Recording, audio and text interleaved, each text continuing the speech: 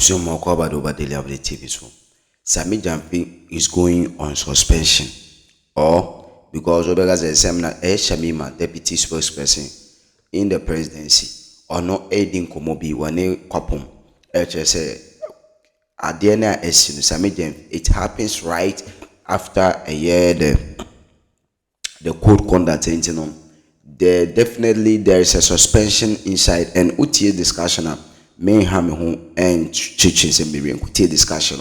Let's just say Sammy Gyamfi, all the targets, we shouldn't sack him, but the suspension side the day. Sammy Gyamfi should go on suspension. We are going because Mahama there, he mean business because Mahama Abla make out Victoria Hamad as $1 million of equity politician. Mahama tear pay and Osaka. Wait there, say Sammy Gyamfi should go on suspension. That's alleged or much they say. Sammy Gyamfi, over code of conduct now.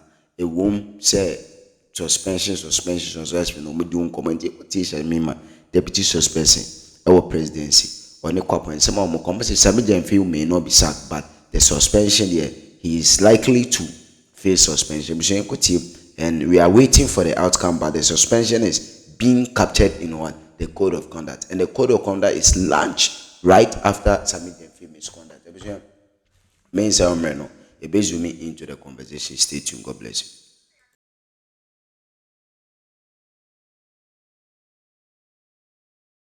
Ghana for their cooperation, collaboration, and participating in the public discourse. We are very excited at the new chapter that we have all ushered in, new chapter of real democracy where, you know, the public discourse is encouraged and citizens are encouraged to truly participate in these vital conversations that, you know, elicit sometimes great solutions. And so we are very happy that many Ghanaians, including the opposition New Patriotic Party, has taken the invitation of His Excellency to feel free to express themselves.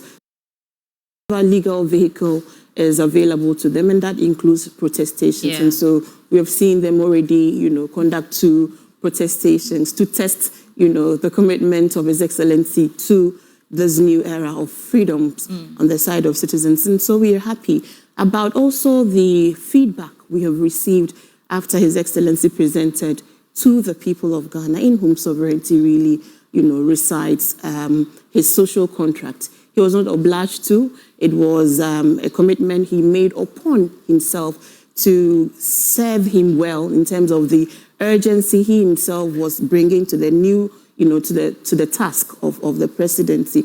And also to prove to the people of Ghana that when we came to them and we called on them to vote for experience over experiment, this is really what we meant. We meant that there's going to be a new era informed largely by lessons learned from the previous experience and that deep knowledge about how the system works and where the leakages were and what right sets of approaches should be is what informed even our manifesto, which was really resetting Ghana for jobs, accountability, and prosperity. So if you look at the 120-day promises, it focuses on our key priority areas that we believed if we were quickly able to put the strong and the right foundations in, the reset agenda will well be on course. And I'm really happy at the feedback from all well-meaning and fair-minded Ghanaians that indeed we have shown some real progress, and really what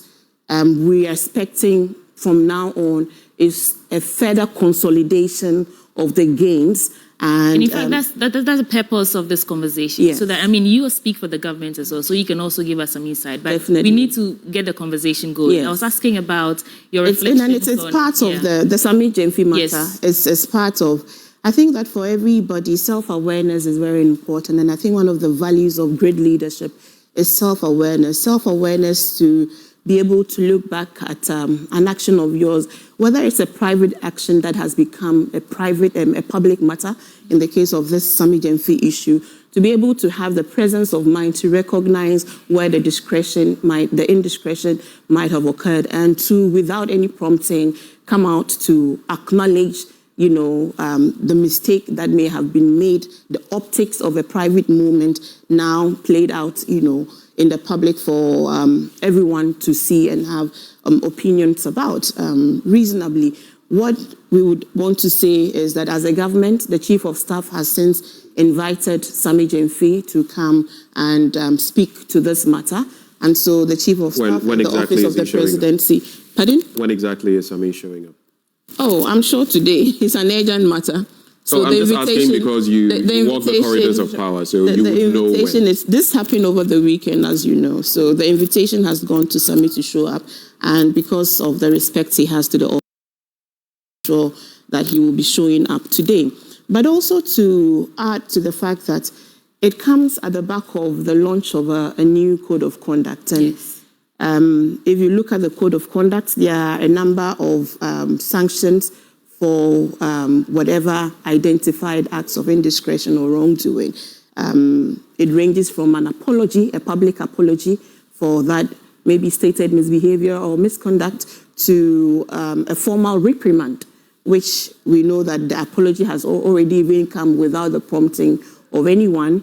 An invitation has come, so if a reprimand is in order, I'm sure that we would hear what more decision government will take. It also even includes resignation or suspension, and then ultimately when the conduct is of very severe nature, sometimes even bordering on criminality, you may be asked to go through termination. And so there are lessons for all of us public office holders in how we balance the public expectation of good. And this was one of the reasons why on your similar platform, when the issue of the value of gifts receiving, and again, the feedback we're getting. So in our code of conduct, it is mostly about receiving gifts, okay? And where the conversation is about gift giving, it's around the issue of hampers. So this time we need to go back again and have a conversation about gift giving from you, the public office holder, and what the parameters of, being generous and, responding to. Look, when we go to places, your cars are swarmed by people asking for all kinds of things. And so when I said somewhere else that in a day, the expenses, and you people have done these democracy watch activities over years. And I've said that beyond having deeper conversations about political party financing and campaign financing, we must have an open, transparent conversation about governance financing, because once somebody transcends into public office, there is a lot of expectation to solve not only the long-term problem, but the immediate needs of people. And that in this cannot be described as being insensitive, because to not respond to these demands would rather present you as being non-responsive to the needs of the people that you say that you serve. So let us learn the lessons as public officers and see if we can find a balance between what the public itself expects from us. I think largely in some cases, it is the recipient. It's the recipient of that gift that has created this brouhaha. We'll talk about the fight against corruption as a declaration, code of conduct, like you mentioned, and the 24-hour economy and the issues of unemployment. But Doc, brief take on this matter before we get into the topic of corruption. So I've always said that our public officials always have to pass two tests, what I call the legal test and the appearance test. They tend to do well on the legal test, right? Anytime an issue erupts, you're first pointed to the law. Did he or she do anything wrong? Has he or she broken any law? What gets them into some of these unfortunate situations is the appearance test. And when you're in public office, you have to even pay more attention to the way things look, because that is where you even end up losing a lot more goodwill and trust. So my thing is, I'm glad that the Chief of Staff has summoned him. I'm glad that he apologized. There's a code of conduct in place. Whatever the appropriate sanctions are, I just hope that the president will demonstrate, swiftness in dealing with this in terms of applying the appropriate sanction, so that at least he can show that, look, this code of conduct that we have instituted, it's a policy that we intend to reinforce. And it's a lesson to all current public officials as well, right? That nobody is against you being generous, but you also have to put it within the right context and know that it can have certain unintended consequences. You speak of appropriate sanctions. What would be appropriate from where you sit? Appropriate, at most, suspension. At most? Yes. I would. Yes, at most. At most? Yes. Worst case scenario? Worst case scenario, yes. So those who are saying he should be sacked and the rest, what do you say to them? No, and in fact, to quickly also revisit the Code of Conduct, I think one of the things the Code of Conduct needs to do now is the last section on measures of violation. I think it needs a lot more clarity and specificity around things like first offense, appropriate sanction, even depending on the type of offense. So, for example, if you improperly file a government document, right, do you get the same sanction versus if you engage in an act of corruption or a conflict of interest? Do you see what I'm saying? You need a lot more clarity so that, it's like 1 strike, this is the appropriate penalty, 2 strikes, this is the appropriate penalty, in this area, this is the appropriate penalty. But I wouldn't go that extreme of... But I think even with the Code of Conduct, there are certain steps, a reprimand, and then certain things follow, to the point where there could be a resignation and a termination. Just because you mentioned the Code of Conduct. Right. If you asked me, I was disappointed. Over the weekend, a lot of people, passed comments on that, and I feel quite a bit of them justified. Yes, he did the right thing by apologizing. Yes, it's another right step for the Chief of Staff, Julius Deborah, to invite him, give him the summons.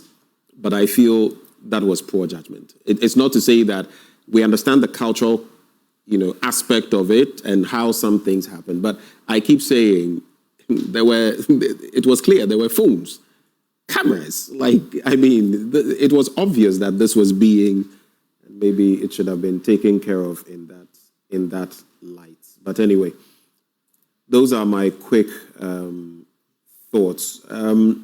Shamima, so you've given some confirmation on the invitation and that you don't know what it will entail, though. No. You don't know. Yeah. Okay. How seriously is government taking this? Every action, however minor or major, is taken seriously by government, as we should, because, again, one of the greatest tests of this administration would be its congruence to its stated values. And it is fair that if we set a high standard for ourselves, that Ghanaians would want to hold us to those standards, especially when we had seen really eroded standards in governance over the years. And so when you hear people recognize the progress we are making in our attempts to sanitize our governance, we know that to whom much is given, much is expected, even if we have brought it upon ourselves. Because again, we can't lament about deteriorating governance standards and do nothing about it. So, for example, Dr. Akwete was on Joy this weekend, and he did acknowledge the fact that since the Fourth Republic, we have never seen any sanction at all made against any public officer for breaching, say, the asset declaration regime. And that even though none of the appointees have actually breached the enabling law, which gives them at least 6 months, up to 6 months, to file their asset declaration forms. His Excellency, because of the agency with which he needed all appointees to be aligned to his values of prudence and respect for our rules, is the one that gave us the deadline of 31st of March. And because people breached it, on the day that he actually launched the Code of Conduct was the day, as you have said, that we need to give examples that we mean business. This second action regarding Sammy Gyamfi is not the first. The first major test was on the day of the launch when the president announced sanctions to appointees who missed the 31st deadline, even though they had not missed the constitutional expectation of a 6-month, period. Right. And what was the sanction? It is quite severe. 3 months forfeiture of salary is quite severe as a first indication of seriousness to the ideals of these new resets agenda that His Excellency, has communicated to the people of Ghana. And so there is that goodwill on the side of His Excellency. What I also want to say is that we should encourage more transparency and more honesty on the side of, public office holders. I have found in my attempt to be sometimes open and honest about these matters that are vexed matters, for long periods of time, and to also communicate that even as we put these programs and plans in place, there will be room for improvement, because we can't have a perfect, guideline. Just as we even do not have a perfect constitution. 32 years on, a constitution review committee is hard at work to look at the errors. So once there is that communication of goodwill, let us all come together. And that's why His Excellency said, let us join hands. Right. Because the task of resetting this nation is not only a work that can be done by political leaders. It must be done by all of us. I just have a quick follow-up. We must move the conversation forward. The President gave a deadline, which was last Wednesday, for the declaration of assets, lest you could lose your job. Yes. What's the latest on that? Does it mean all of the government's appointees per the law have filed their asset declaration? They should have. They should have. But you don't know for certain? I don't know for certain, because we need to find out from the office of the Chief of Staff per the reports that he'll be getting from the Auditor General, who has since complied with the extended deadline, and also to indicate that that deadline is for all those who had been appointed up to the 31st of March. Because new appointments are being made. So short deadline, long deadline. Even as we build. The point of the matter is for the new appointees, they know not to dilly-dally with the filing of their asset declaration, but there will be a reasonable expectation. And so if we find out that some people have not declared as of today, what happens? They should face what the President said they would, a sack is what they would face if indeed by the extended deadline they did not file, which was last Wednesday. Well, 124 days over. Let's talk about what's next. And I want to start from the fight against corruption. According to the president of the Ghana Anti-Corruption Coalition, Beauty Nate, Ghana loses $3 billion each year due to corruption. And the 2024 Corruption Perception Index, we scored 42. And the question on my mind is, Shamima, this is to you before I come to Doc. What concrete steps is this Mahama administration? Example. Because one of the things all of us continue to hear on a daily basis from His Excellency, which even transcended the period of his ascension to the high office, was that he's going to demand the highest level of standards and ethical conduct from first his appointees. And why we believed him then was because even in his first era, where there were some challenges, even in that era, members of his administration that were called into question for some, corrupt activities were prosecuted and some were jailed. And so we believe him when he says that it's not going to be business as usual. Mm-hmm. And I think from the first two key, actions that have been taken, the foundation is set that we must watch what we do, watch our back, and most importantly, we must be vigilant, but also honest in our private dealings, because you will never know when your private dealing would become a public spectacle. Mm. One of the pillars of our manifesto was accountability. At the core of this manifesto is accountability. Also because the deteriorations we had seen in all of these accountability institutions, CDD, that Dr. Kwapong works through its Afrobarometer report, persistently had put out information and data about these deteriorations in our public institutions, including the judiciary, including politicians. I mean, their latest one, we're seeing a bit of some movement, and I think these actions that we are taking will further consolidate those gains if we are able to go ahead on it. So if we take the corruption, you're asking what can we do to deal with corruption? One is to show a very just and fair approach in our accountability methodology in terms of holding previous public office holders to account. And so if you see I've made a point. I actually started with ourselves. So I started that example of accountability with ourselves. So please, you accept that, concede that I started with ourselves. So this is the second one. So we can only do that much because there's an expectation from the public to hold members of the previous administration. It was one of the election oral was a mantra that in the villages, when we went there, they told us, because in their faces, in their eyes, even without the benefit of any expertise, people can feel what profligacy is. People can feel what corruption looks like on the side of public office holders whose lifestyles people knew before office and people are now assessing whilst in office. People can see how the system colludes and connives to allow those, found in public breach of some of our anti-corruption, issues are allowed to go. People can see and feel if there was commitment on the side of leaders, if presidents are the ones rather clearing,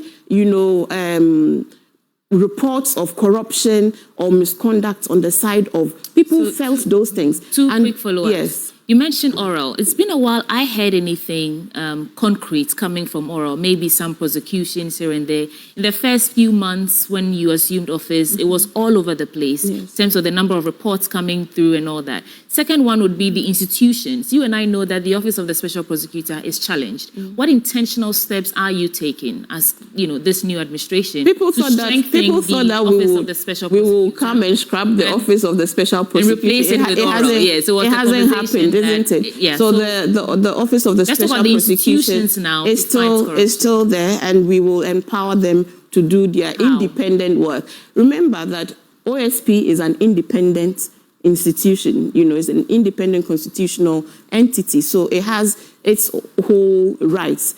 What we shouldn't do is to appear as we have seen in the past and have OSPs come and sing lamentations about how they were being frustrated in their attempt to exercise their constitutional mandate. So far, you haven't heard any such complaints from the OSP. In fact, when the Attorney General, who is the public officer who has engaged the media the most since we came into power, giving you some sort